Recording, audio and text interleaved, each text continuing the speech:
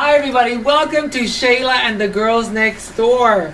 How is everybody feeling tonight? We're here. We want to send some special love to our Girl Squad members, Queen Victoria, Brianna, who are not here with us tonight.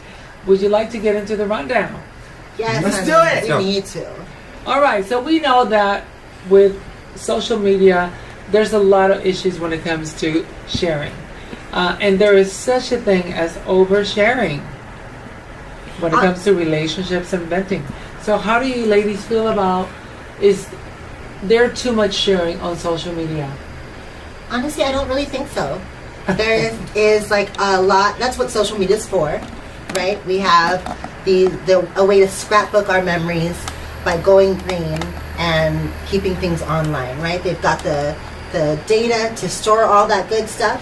And if you really find that someone maybe could be oversharing a little too much, just unfollow, block for a little while, take a moment without somebody's feed in your activity, and then just see what's up with them if you want to later. I totally think we are oversharing. I think we put every moment, every second on social media. And I kind of think it's just like a millennial thing because, we're growing up with technology. And for me, it's just, when it comes to like relationships, 1 minute when you think you're dating somebody and you're putting it all over social media and everybody sees who you're dating, but then y'all have like an argument and then all of a sudden the next week y'all are broken up and then everybody's looking like, oh, what happened, girl? Or reading about it. It's like, ooh. So yeah, I do think we overshare. I think it's just in our human nature now because technology has moved into the millennium even more, and so we just move along with it. Yeah, for me, I don't overshare. I like to keep my relationships like private and things that I'm doing.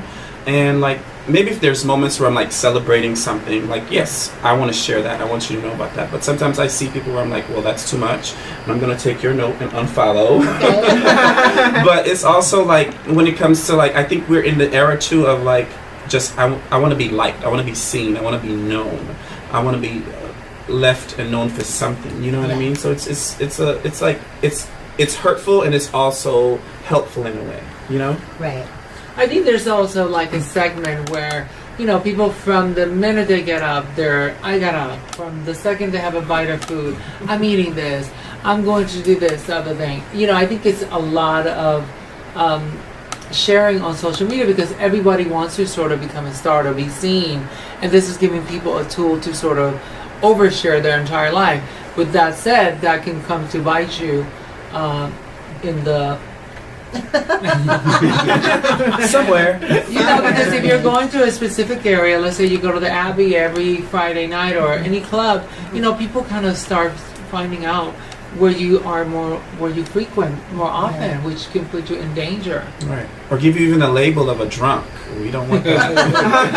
Too late for that.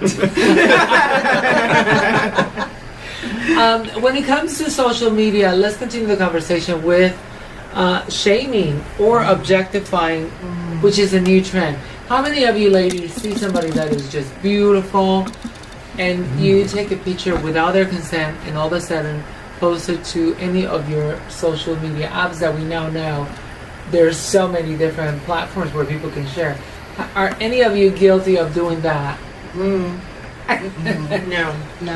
Okay.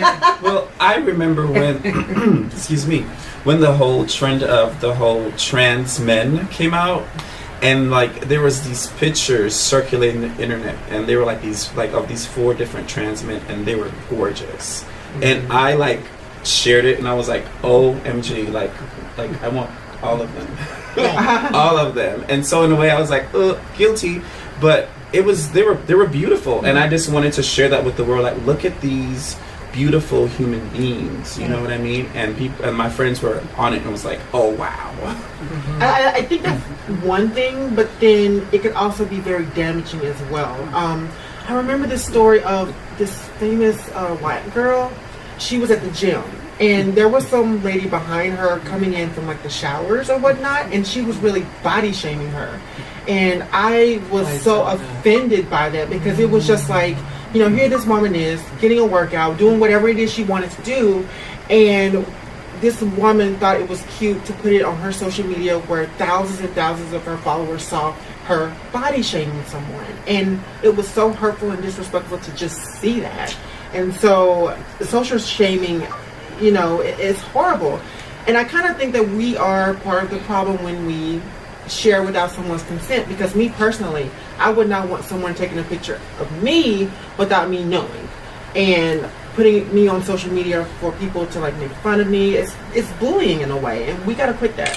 I think with shaming versus objectifying, there's a little bit of a difference. You know, if that objectifying happens to be uplifting and putting some visibility and light on something that you think should be seen, right? I think that's amazing. But if you're objectifying with the sole purpose of focusing on sexualizing or possibly even having some predatory language in a way that really places someone not in an uplifting, positive way, I think that can really slightly turn the conversation in the way the public see things. And when it comes to public shaming, you're right. You know, some people just choose a target and decide to find an audience that shares that same message.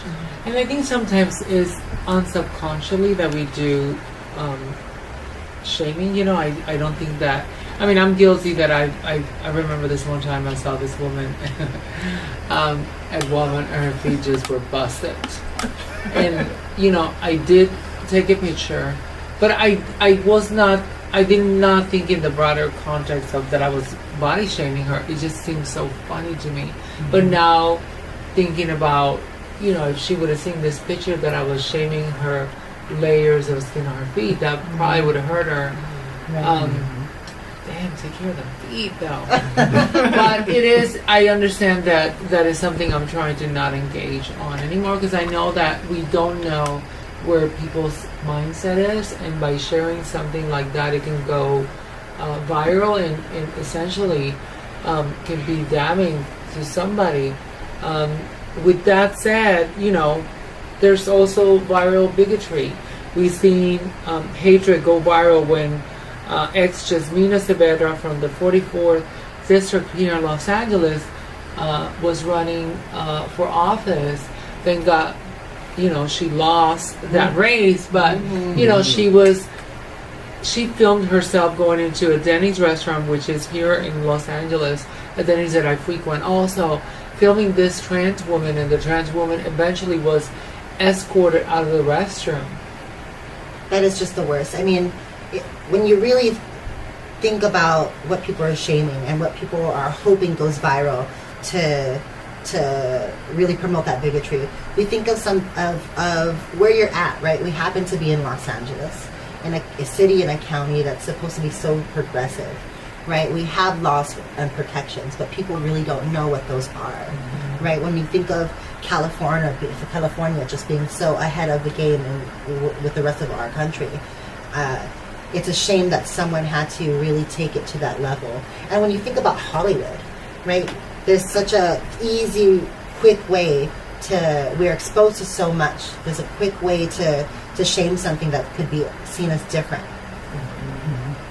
For me, I hate seeing it, because the same amount of time it takes to share a hatred video, you could be making a positivity one that could have that same impact.